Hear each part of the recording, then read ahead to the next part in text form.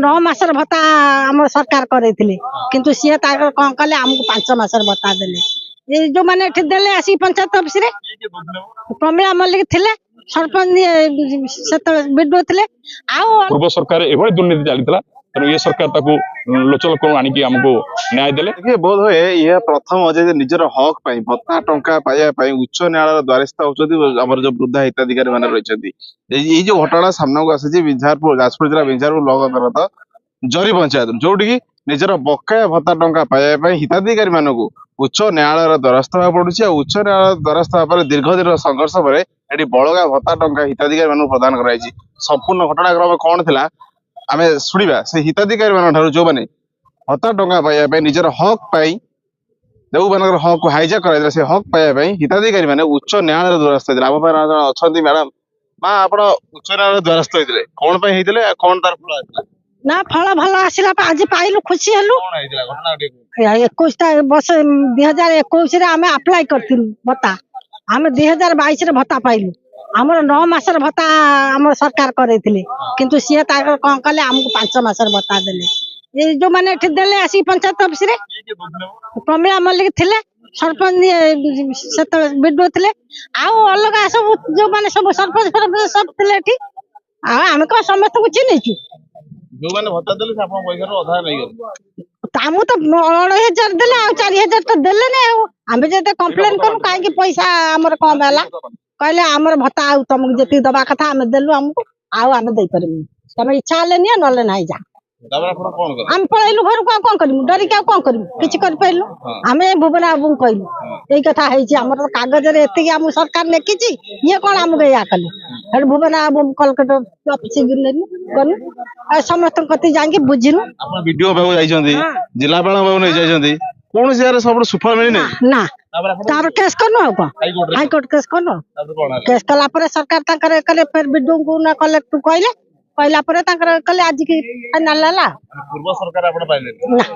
नुआ सरकार नुआ सरकार कोन कहबे सरकार सरकार धन्यवाद दम कहम कोन सरकार हमर धन्यवाद हम गरीब लोक पई जहा करि छ ताको धन्यवाद देखिए आपण जे सुनथले पूर्व सरकार जो हक टा हाइजैक कराइतला तार जो वास्तव न्याय हाई कोर्ट माध्यम रे हिताधिकारी माने निजर हक टा पाई आम बारे अच्छा ये घटना पछर जे मुख्य प्रच्छद पटर नायक से पूर्वतन सरपंच से जो भुवनानंद सामल अच्छा शुणा घटना विषय शुणा कौन थी घटनाक्रम आ कहीं हिताधिकारी माने हाईकोर्टर द्वारस्थ भुवन बाबू ये हिताधिकारी मानक हाईकोर्टर द्वारस्थ पड़ुଛି सरकार न्याय दे पारना प्रशासनिक अधिकारी मान निजर हक मिलूना ये आप न्याय देव हाईकोर्ट जाऊँच कौन थी घटनाक्रम ये हूँ एक बहुत कष्टकर व्यापार बहुत माने पथ अतिक्रम पड़ा कष्टकर पथ आमको अतिक्रम करा पड़ी जे प्रथम थर पर ओडिशा रे गोटे बुढ़ा बुढ़ी को लेकिन हाईकोर्ट रे केस करिया केते कष्ट आपण माने निजे अनुभव कर पारते एवं जहाँ 21 मसीह जो भत्ता मंजूर होता 22 मसीह देले 21 मसीह जो भत्ता मंजूर होता 2022 मसीह से दिगला और से 9 मासर बकिया 9 मासर भत्ता टंका से आसला किंतु 9 मासर अधिकारी माने ब्लॉक अधिकारी माने 9 मासर भत्ता टंका देले से प्रमिला मल्लिक भत्ता बांटुले से मंत्री थे विधायक एवं अच्छा से क्षेत्र मंत्री थे और उपस्थित भत्ता टंका दि जाऊला विडो थे मिनती जगदेव बीएसओ थे धर्मेन्द्र साहू तेणु से लोक कम्प्लेन करते भत्ता हिताधिकारी आम तो 9 मासर सांक्शन होमको ये कम देल आम कागज और खाता जो लिखिले खाता लिखिले 9 मासर बोलिक उल्लेख कले जो तारीखटा देखले सांक्शन ऑर्डर देखले 2021 बोली तेणु जो कम्प्लेन कले से शुणागलानी तेणु बाध्य मुझे वीडियो को नहीं गली तत्काल जिलापाल पाक नहीं जाते जिलापाल मत शुणिले ना तेणु बहुत अपेक्षा कर